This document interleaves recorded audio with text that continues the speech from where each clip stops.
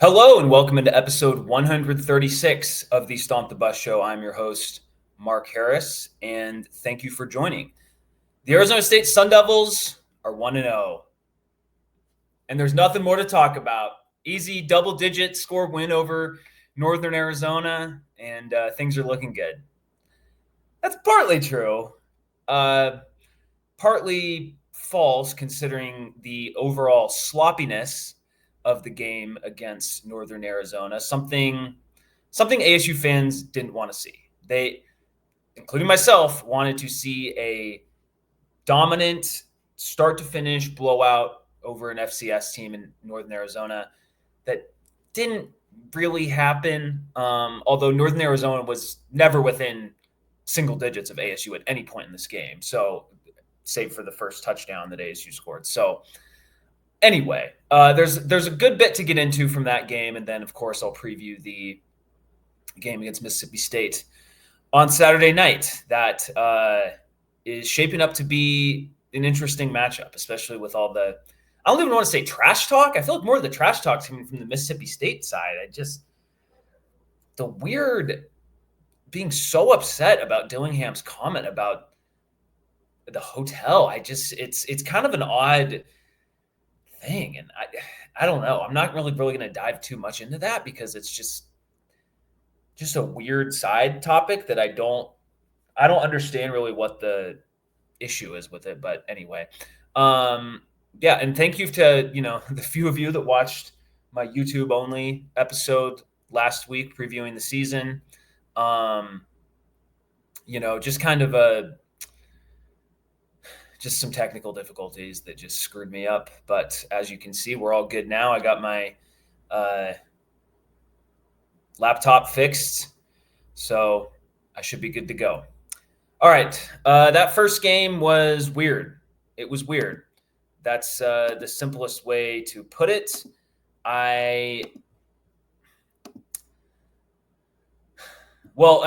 It's hilarious that game you couldn't even be watched for the second half on ESPN Plus, which I don't have. But 38-19 is not the score you wanted to see if you were an ASU fan.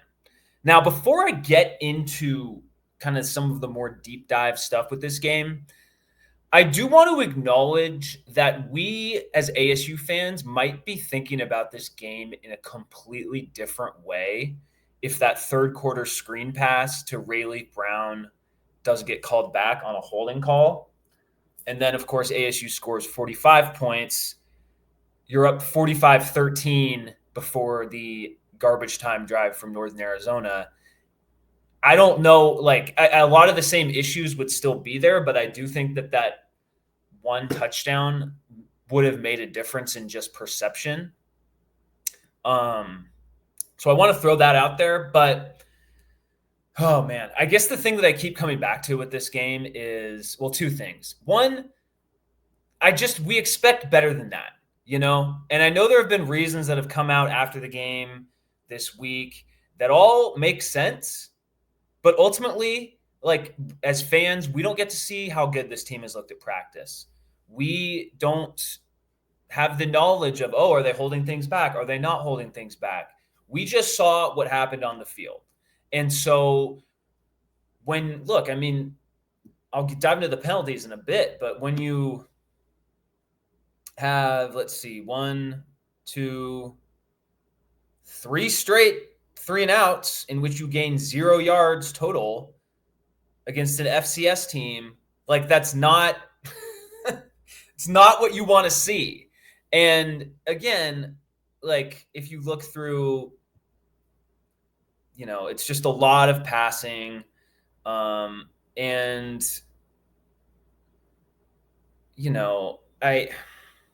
It's tough. It's just tough to judge what this all really means. But as ASU fans, when the teams have been good, they have dominated the FCS foe that they have faced. Now, last year, ASU didn't even face an FCS opponent. So, now Wyoming was so bad that they were functionally an FCS team, and ASU beat the crap out of them. It should also be acknowledged that when you are a team coming off a bad season, that first game against an FCS team means, or a low level G5 team means more because you need to get the bad stench of last year out of your system, which is what ASU did last year against Wyoming. Purdue was the worst Power 5 team or Power 4 team in all of college football last year. I believe it was Ball State. They beat them 31-0. So it's tough to just like fully get a grasp on this game. I've listened to a lot of content from Sun Devil Source, Arizona Sports, so just a lot of different media outlets from the Valley. And the theme is kind of just like, okay, like how much do we really buy into all these penalties? I mean, when you have 12 penalties in a game and two of them bring back huge plays, it just shows that you weren't as focused as you should have been going into this game. And maybe I understand that a little, but it's just, that's not what you want to see when you're supposed to have a really big season this year. It's not what you want to see. I don't really care. I know that there's the counterbalance of, oh, well, it's kind of good that you get some high pressure situations, and it's good to shake off the rust of the previous year and all this. But at the same time, as a fan, like, you just want to see a crisp operation, just kind of being a hot knife through butter through this FCS opponent. And you saw glimpses of that, right? Like, I do think it's important to point out with this game, ASU jumped on NAU immediately. It was 14-0. Let's see when they scored that touchdown to Tyson. It was 14-0 through the first 10 minutes of the game. And so that does change, I think, psychologically. If ASU already wasn't like taking NAU super seriously, which clearly they weren't, like, let's be honest, they just clearly weren't. And you get up 14-0 right away, that kind of reinforces like, oh, okay, we didn't really have to go all out in this game. And I mean, in fairness to the players, like, they didn't have to go all out in this game. They played a very below average game and still easily won. So, like, it's a lot of things to comprehend. And I guess the question is, how much of this game is actually indicative of what this team is, right? I don't know. I mean, we'll find out partially this weekend against a better than last year version of Mississippi State. I think that's clear. Now, we don't know how much better. And Mississippi State actually returned 16 of 22 starters, which, I mean, they really struggled to stop the run last year against ASU. I know most of that was Cam Scattaboo, but Levitt had a 17-yard touchdown run to start that game. People forget about that. And it's just, I was hoping to go into the Mississippi State game with a little more assurance from ASU. And that's not happening. That's not how it's going to be. Like, I think I speak for most Sun Devil fans that the level of angst after the NAU game is way higher than any of us would have liked it to be, I should say. And so now when it's just tough to not make grand conclusions from the FCS game, even though it's a fool's errand, right? Like, we see bad teams all the time beat the living tar out of FCS teams and just be bad all year. So it's not a necessary bellwether of success, but in fairness to ASU fans, it has been a bellwether of success for ASU historically. And I saw some people affiliated with ASU kind of be like, oh, well, that was history, and those teams didn't have Kenny Dillingham and all this. And like, yeah, sure, but you need to see more than that. And I completely understand why ASU fans are letting their nervousness and uneasiness from that game dominate how they feel about it. Because in the past, right, all we can do is judge based on our past experiences, right? Like there's nothing we can't. No one can see the future. So I would love to come on this show a week from now and be like, oh, I mean, clearly that game against NAU wasn't indicative. It was just a rusty performance from ASU, and they look a lot better. I think that there's a chance they could even duplicate their performance, not play that well, and still potentially win at Mississippi State. But that's playing with fire, because like it's still an SEC team. It's still their fan base is going to be rowdy for this game. You got the cowbells going on, despite what some people on the internet are selectively posting. ASU is practicing with like all the loud cowbells in the dome. It's not just 5 people clanging some cowbells like some people would like you to believe. Anyway. So this is going to be a tough game no matter what, right? And there's the argument of, okay, maybe it's good that what's the phrase? Like got punched in the face a little bit. I don't know, and so I'll talk more about the Mississippi State game in a bit, but there's just it's the penalties, man. I think that's the thing that sticks out to me. Like 12 penalties for 93 yards. 3 more penalties than any other Dillingham game. So for Dillingham, like this is the opportunity this week to show, hey, like this is unacceptable. We cannot have this level of penalties, and it's going to bite us in the ass if we play like this against Mississippi State. It's happening. So there's that. And to Northern Arizona's credit, like I did not know that Northern Arizona was an FCS playoff team last year. I think they're still in like the FCS. They're like an FCS top 25 team.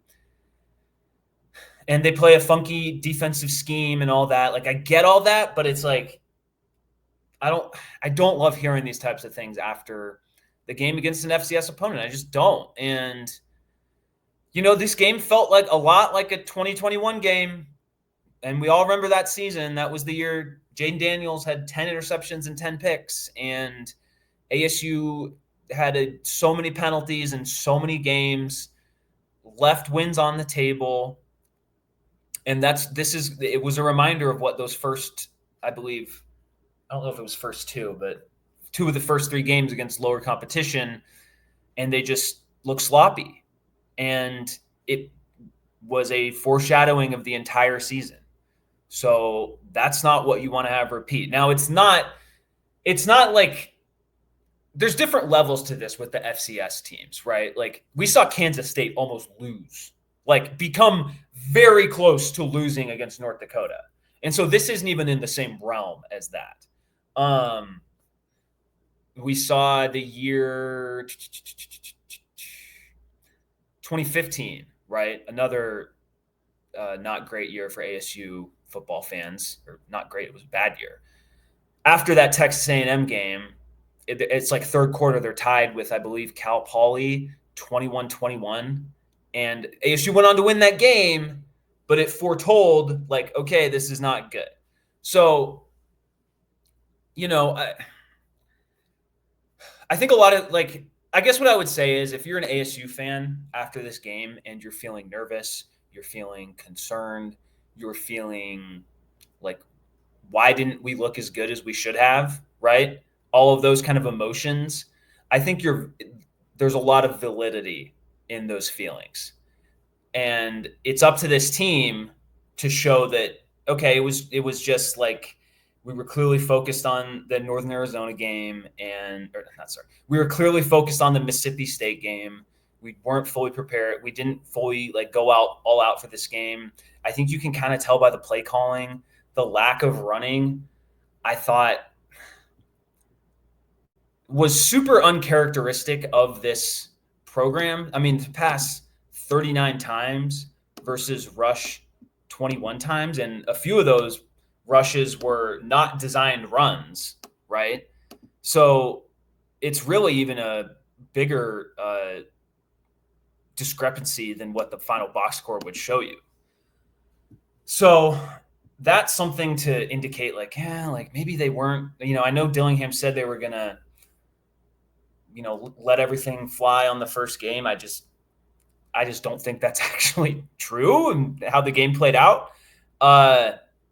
So I don't know. I guess I would say like there's reason to be concerned about things, but at the same time, I think like you have to acknowledge this team went up 14-0 at the drop of a hat, right? That is encouraging. It is. And even though the 17-6 halftime score was gross, it felt like whenever they needed a touchdown, they got a touchdown. And look, like this team is going to go, I don't want to say go as far as Sam Levitt and Jordan Tyson take them, but those two are the stars of this team. And, Levitt had some inconsistencies passing, but he looked as he was billed in this game, right? Jordan Tyson, even more so, despite the fumble. That last touchdown was a work of art. And Levitt, the passing, he clearly focused too much on Tyson, but as Dillingham said, like if you're just going to go one-on-one on Tyson, then we're going to take it. So there's that aspect to it. The 2-for-7 catches from Malik McClain is a little misleading because you had a 64-yard touchdown called off to an illegal man downfield, and that's a type of penalty that I just kind of hate because it doesn't actually impact how the play happened, but whatever. So that changes the outcome of it. And I don't hate throwing to our running backs a lot. Like you get Rayleigh Brown in space and it's trouble. You get Kyson Brown in space and he knows what to do. Like, I think that is an important aspect to this as well. So, and the rushing, like Northern Arizona could not run the ball at all. They had one 27-yarder that I think a lot of that was late in the game.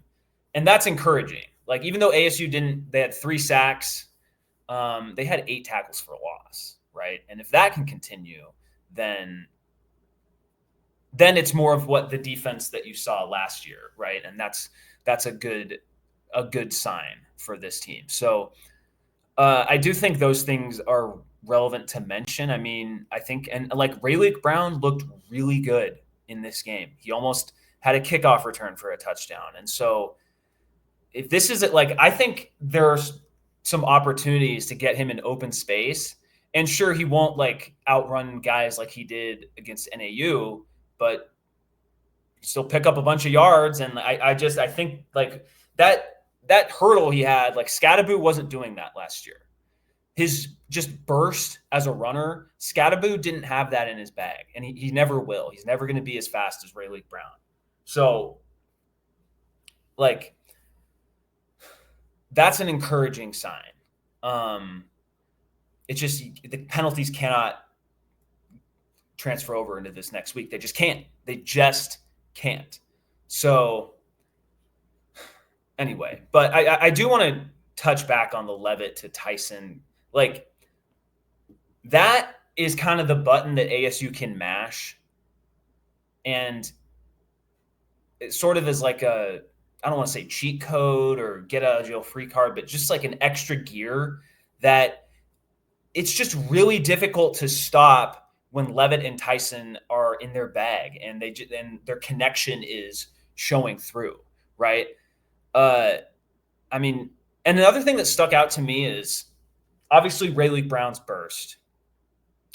Jordan Tyson, we know. Kyson Brown has that ability. Sam Levitt's rushing looked great, right? Like, that is the thing that so many, not ASU fans, but just general college football prognosticators and analysts or talking heads, whatever you want to call it, like, it does not get mentioned enough with Levitt, just how good of an athlete he is, how good of a runner he is, how instinctual he is. That's going to show up this weekend. Like, especially when Mississippi State brings back most of its team from last year, that is going to show up. And that's something that can just bails ASU out. And so I don't know if he won't have a 50-yard touchdown run, but when you get if you get him ASU, it's a pure passing situation and Levitt sees a gap, he can just take off and pick it up, and his burst, his twitchiness, that shines through the TV screen. And honestly, like that's the big positive from this game is that the Levitt and Tyson, all the just good stuff that we saw from them last year has translated into this year. And so if they can, pair that with a strong running game and, ASU like 21 carries for 203 yards, some of that's Levitt, some of that is the 34-yard run from Kyson Brown on the fake punt. But I mean, they were running it like fairly at will. They had a few, not great plays, but I mean, 5 for 38 for Ray Leak, 2 for 19 for Udo, Kyson Brown, 7 for 73. Sure. I mean, you take out the 34-yarder, but like they ran it pretty much very effectively. And I mean, that's going to be a huge key in this game. Like, I think ASU can win if it's Levitt and Tyson hero ball, but kind of what we were sold and what the deal is for this offseason was you don't want it to be Tyson or Levitt and Tyson hero ball. You want it to be a complete team effort. And you didn't see enough of the complete team effort against NAU. Now, it's tough. These games – I guess the way I feel about it is like we've seen Utah and Iowa State over the years kind of monkey around with these FCS opponents, and it's a little, it's a little closer to it's a little closer than the score. The score's a little closer than people would like, and then you look at late in the third quarter, and it's 31-13 or whatever. And so I will say the worst part of the defensive outcome was this 9-play, 75-yard touchdown drive right after ASU made it 24-6. I didn't like that. I think as ASU fans, we're going to just have to – I think we're going to have to acknowledge that there's going to be a long touchdown drive or two from Mississippi State in this game. And I kind of want to transition over because I think I've touched on everything. Like this game, it just wasn't a good enough performance, and you could tell in the way that that the team reacted after that game that it just wasn't a good enough effort, and that's good. I don't want this team to just be like, oh, we won the game, whatever. Like, no. I'm sorry, that can't be the reaction for this game, and I don't think like that hasn't really come through in any of the coaches and players that I've seen this week. So it very much felt like they're like, yeah, like that game wasn't up to our standard, but there's a lot of, I mean, Dillingham said it, a lot of the issues were very fixable from week 1 to week 2. So, it's not like ASU was running for 5 yards a carry, or they gave up like the 19 points super early on in the game. Right. So those are encouraging things. And I mean, Dillingham said like, and this, I think, is an interest. I think this shows like the level of confidence they have in the team. Is he just said, we have a really good team. We have a really, really good team, I believe was his quote. And that is encouraging, I guess. Like, I think that if your coach still like really sees the talent, and even after a game like that, I just think that that's noteworthy. So, and then I guess one more thing that I should say after this game is like one of the things they harped on this offseason was we need to have more explosive plays. Well, you got off to a really good start in this game, right? Like the Tyson plays have some explosion. Like Kyson Brown shows some explosiveness. Rayleigh Brown. The thing is, I just can't wait to see Rayleigh Brown again in this game on Saturday. And then Levitt, like, again, I touched on his running before, but that is a thing that like, it's an X factor in these games. It is an X factor in these games when he can just take off and he can make a guy miss on 3rd and 5 and pick up the first down. It's something that's really difficult for opposing teams to stop. And if they want to put a spy on Levitt, that takes someone away from defending other players in the passing game. So that is something to watch. And before I end with this game, like no huge injuries coming out of this. Maybe Justin Watley's out. Don't love that, but not having a bunch of huge injuries after this game is pretty good. I saw that Texas Tech's quarterback, like, he was dealing with some type of injury. It doesn't seem too serious, but you don't want that to happen. So that's good to see. All right, now kind of previewing the Mississippi State game. So I want to be clear, like, this Mississippi State team, I mean, they were probably the second worst Power 4 team last year. They're not going to be that this year. So they don't look like the worst team of the SEC. I believe that's probably going to be Kentucky. So this is going to be a challenge for ASU. Like, there's no doubt about that. We saw Blake Shapen last year. He's fine. I do. One thing that helps ASU in this is that Shapen is not. He is not a runner at all, and I think that helps ASU. I think that helps, like, in this era of college football. Like, if your quarterback's not a runner, it's just one less thing for the defense to have to worry about. So I think that's good. I think it is very interesting that ASU is basically a touchdown favorite in this game. It opened at like -8.5, and then that got bet down pretty quick. But it has kind of settled at -6.5 ASU, which I just think that's very interesting. I think that kind of shows that Vegas, like, or the odds makers, they weren't like super thrown off by ASU's week 1 performance. So granted, in a game like this, it's still a lot of the preseason kind of priors that are factored into these numbers. But, you know, if everything goes to plan, like, if things play out the way they, are expected to play out on paper, like, this could be a comfortable win for ASU. I don't see that happening. I see ASU winning this game 27-24. I just can't watch what I saw last week and be super confident in, like, oh, they'll just clearly beat Mississippi State. I just don't see that. But at the same time, like, I do think this spread is indicative. It's the word of the day for this show. I think that they'll be prepared for the cowbells and the noise. I think that, again, some selective sharing on social media disproportionately showed, like, what ASU's plan was with that. Like, it's clear that they were using the entire cowbell sound in the dome, and I think that just showing like a 5-second clip of a few staffers ringing a cowbell is not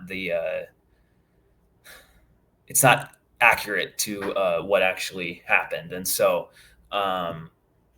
this will be an opportunity for ASU to really kind of put itself on the map. Like, as much as fans, like, we're kind of nervous about this game and all this, like, this is an opportunity for ASU to kind of just shut everyone up.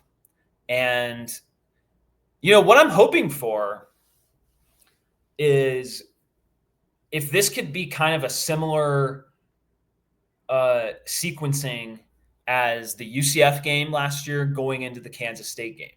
And going into the K-State game, no one knew what to expect. But ASU came out, like, just so incredibly crisp and really had a great plan of attack for the Wildcats. And I don't think it's out of the – like, I think that can happen again, right? And again, even in the disappointing game against NAU, like, they came out sharp. And Mississippi State did not come out sharp. They led 13-10 at half. And it's tough with these group of 5 teams and comparing them to, like, a good FCS team. I don't know exactly how good they are. But as ASU fans, we wouldn't have been happy if it was a road game against New Mexico, for the sake of comparison. Like, being up 13-10 at half, we would be much more anxious. And Mississippi State had 14 penalties in that game. So both teams have a lot to correct. Mississippi State obviously has the same air raid attack with Jeff Lebby in year 2 under him. And they have same defensive coordinator, which plays the 3-3-5 front. I mean, if they're having, 3 down linemen on the line of scrimmage, like, I know they got some good few defensive tackle transfers that are pretty good, and that'll be something to watch for in this game. I think that as good as Levitt is rushing, like, interior pressure is never good. I don't care if you're a Michael Vick, Lamar Jackson, like, that's still difficult to evade. So that's something to watch for. Um, but I mean, I think ASU will be able to run the ball in this game, and that, like, if they can do that and get Kyson Brown, Mississippi native, going, who went to these games as a kid, I think that's an interesting little side plot in this game, right? Like, you have Kyson Brown, he's going to have a bunch of family there, and I think that could be an interesting little twist in this. And I mean, Kyson Brown had a really good game in game one, and he's just a very, like, Rayleigh Brown has the explosiveness. Kyson Brown is just kind of a solid all around running back with a little bit more juice than people think as well. So that should be an interesting thing to follow.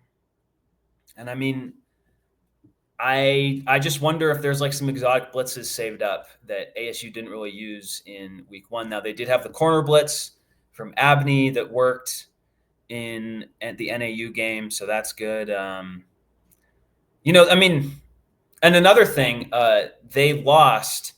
So we remember last year's game, ASU was up 27-0, maybe 27-3, kind of midway through the third quarter. For the most, or maybe 30 to, I don't remember exactly what it was, but they were up by a lot midway through the third quarter. Mississippi State completely, like, stormed back to make it a much closer game. And kind of I would say the biggest play in that was a 80-yard touchdown pass to, I believe his name was Kevin Coleman Jr. I was looking this up earlier. Kevin Coleman Jr. Yeah, Kevin Coleman Jr. He was on Mississippi State last year. He is now on Missouri. So ASU will not have to worry about Kevin Coleman Jr., taking a, short pass 80 yards to the house. Now they'll have to worry about some other players. Mississippi State added a running back, Fluff Bothwell. I believe he's from South Alabama. It's irrelevant now. He's on Mississippi State. Davon Booth, who Mississippi State had last year. Oh, it's nice that my computer's fixed. I can actually get things loaded quickly. 10 rushes, 43 yards. Did have 2 touchdowns, so solid game, but nothing crazy. And then Booth, their main guy, 16 rushes for 79 yards. They also have a guy, was Brennan Thompson on their team last year? Let's see. No, he was on Oklahoma. So this is a guy with likely some pedigree. He kind of replaces Coleman. And then Seydou Toure, he was on Mississippi State last year as well. So, can't be giving up 50-plus yard plays to both of those guys. I don't know if ASU will. I think that, look, I mean, the defense, like, it's not like they got beat over the top a bunch in this game against NAU. They didn't. And so clearly, like, this isn't like your Mike Leach type of air raid team, because just with how they just run the ball more. And I think that, I mean, ASU played pretty well against the run against NAU. The last time, I don't want to go back to last year, but, like, they ended the year playing very well against the run. And they have everyone coming back save for Shamari Simmons, Caleb McCullough, and Jeff Clark. And I know some of those guys made plays, but I think that, I think if ASU stops the run pretty well, then I think this game will play out in its favor. So, Shapen also threw an interception. He threw it earlier in the game. I mean, Sam Levitt's, because of the ESPN Plus fiasco, I wasn't able to watch really the second half of this game. But Sam Levitt kind of threw 2 Jeopardy balls in this game. You can't have that. I hope, we've seen Levitt improve week to week, at least last year, and I don't that's kind of a thing I don't really see changing this year. So if he can continue to be locked in like he was at the end of last year, and I hate going back to last year, but like we've seen one game. So yeah. And I mean, I hope that another wide receiver can make a big impact in this game. It can't just be Tyson. Mississippi State will surely allocate more of their defensive resources towards Tyson, and that's definitely something to watch for in this game. So, yeah, that's kind of all I have. I think it would be great if ASU, like, if this game goes the way we expected it to go preseason. That would be awesome. And ASU just kind of wins this game convincingly or clearly. I know that the Mississippi State fans will bring it. They're upset about Dillingham, I don't know, just making a slightly inaccurate point about the hotels in the region. I don't know, man. I can't really get worked up about this because it's just, I don't really see like what the big deal is. But I really doubt that's going to affect I think the players on the field are going to be playing hard no matter what. So I believe it's a blackout game for Mississippi State black uniforms. Let's go to, where's the news? Can't even find it. That's great, Bing. Just awful. Yeah, okay, so they're going to wear dark mode uniform versus ASU. It's not going to be super hot. I think it's going to be in like the mid 80s, still going to be humid, obviously, but nothing crazy. That means ASU is going to wear whites, which I like. I don't know why. I mean, I get wearing the black uniforms in terms of like getting people hyped up, but I like, if it's a hot game, I like being the team wearing the white uniforms. I think that's just kind of a thing that slightly helps teams. So that's good.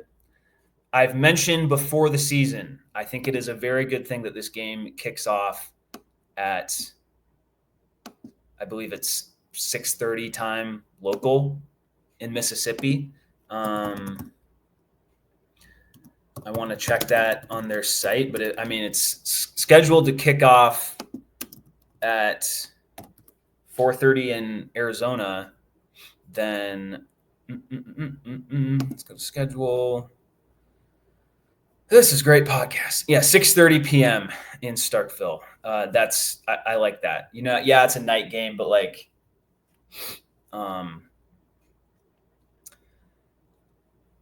I'd rather play the game at night instead of dealing with like the hot afternoon sun. So maybe that plays a role. I don't know, but I think it's something to consider. Anything else? Oh, ASU drops in the AP poll. I am totally fine with that. I've seen a few ASU fans being upset about this, and I just don't get it. They did not play well enough in week 1 to warrant getting moved up. And like, South Carolina should have moved up. South Carolina played Virginia Tech and beat them by 2 scores. They should move up to get over ASU. I don't care that, especially Notre Dame. I mean, Notre Dame played a pretty good game. Like, that's not a horrible loss for Notre Dame in the grand scheme of things. You could argue Texas defense looked good. I don't have an issue with Texas being ahead of ASU. Clemson, same thing. I don't have an issue with Clemson being ahead of ASU. You could say Alabama. Alabama's 21st in the poll. So, I mean, this is not something to get upset about at all to me. And hopefully this is something that won't matter. If ASU goes on the road and just wins the game, then the poll will take care of itself, I imagine. So, yeah, this is where I think it would be advantageous to really like sow some of the maybe not sow some of the doubt, but get it out there. Like, hey, like, this needs to, like, we need to fully focus for this game. And I don't see that being an issue with this team. But if it is, if they lose this game, like, there's going to be a lot of, I don't want to say overreacting. There's just going to be a lot of negative reactions and, projecting different things for the season, because I'd say all four of the first four Big 12 opponents that ASU played looked respectable at worst. I mean, Baylor's defense I don't think is good, but their offense, moved the ball pretty well against Auburn. And so I think you have that. TCU and Utah look fantastic, and Texas Tech looked great against an FCS opponent. So, this is a big win to have.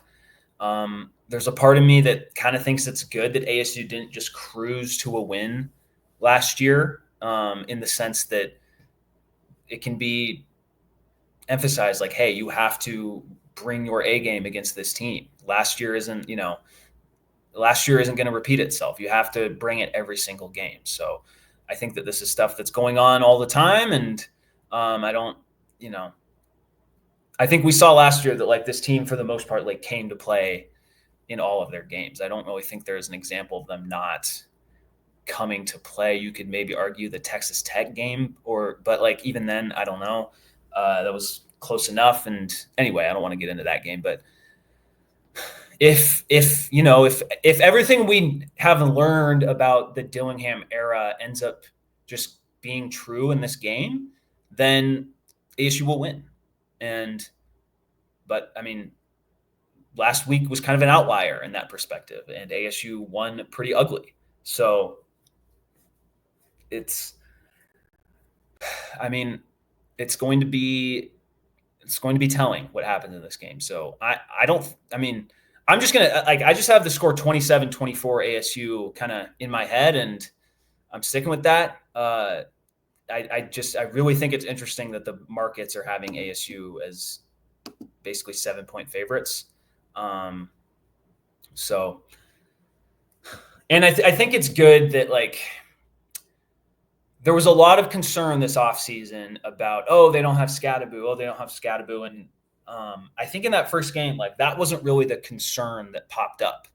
It was more other things and just general sloppiness and dealing with a weird scheme. That's not, ASU will see, they've seen the scheme that Mississippi State runs. They saw it last year. So I don't think that's going to be markedly different. And I think if you're Sam Leavitt, like last year was the worst. Last year against Mississippi State was the worst game that you played. And I think if you're him, if everything we know about him being competitive and all this, like if that comes to fruition in this game, like I think he's going to want to make a statement. And so that's kind of the comforting thing is like, while ASU did not play to its standard last week, as I mentioned earlier, their two blue chipper, high-profile players played to that level. And when you enter a game with the best quarterback on the field and maybe the other best player on the field in Tyson, like that is just something that's really good to have in your back pocket. So I would love to see a more complete effort. But I mean, it's good that you have the Sam Leavitt, Jordan Tyson hero ball card to play if it is necessary. I'm hoping it won't be super necessary. I'm hoping it's more of a run first approach, or maybe not run first, but a little bit more run focused than last week. And you don't have to have Leavitt be Superman, but it's still a good thing to have if you need it. All right, that's enough football. Preview this game. I'm going to shout out another ASU team. Might be the best program on campus right now. The ASU volleyball program, 2-1, not great, but they beat the defending national championship team in Penn State on the 31st I'm not a huge volleyball fan, but like that was a classic just back and forth in that fourth set. I believe it was like 31-29 total. Okay, I'm not going to pull up all that, but that was on national TV. That's really good to see. I mean, JJ Van Niel has just been a great coach, and the loss the next day to a good Pitt team isn't what you want to see, but I think it's just so obvious that like ASU expended so much energy to beat Penn State, and I think that's a good strategy. Like get the wins when you can. Don't worry about the next one, and They have a pretty soft schedule coming up. Florida Gulf Coast, Loyola Marymount, at Texas State, Incarnate Word before they are at Texas on September 14th.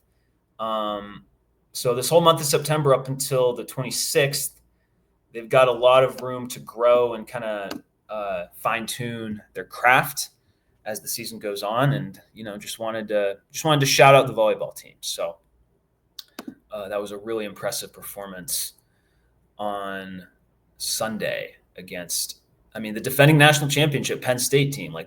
It's pretty much Penn State and Nebraska as the top two volleyball programs in the country, and ASU beat one of them in a big spot, and that's good to see. So that's it for the show today. I think I just kind of wanted to share my thoughts on the last game and the game coming up. And yeah. All right. Please like and subscribe on YouTube, rate and review on your podcast platform of choice. And as always, go Sun Devils.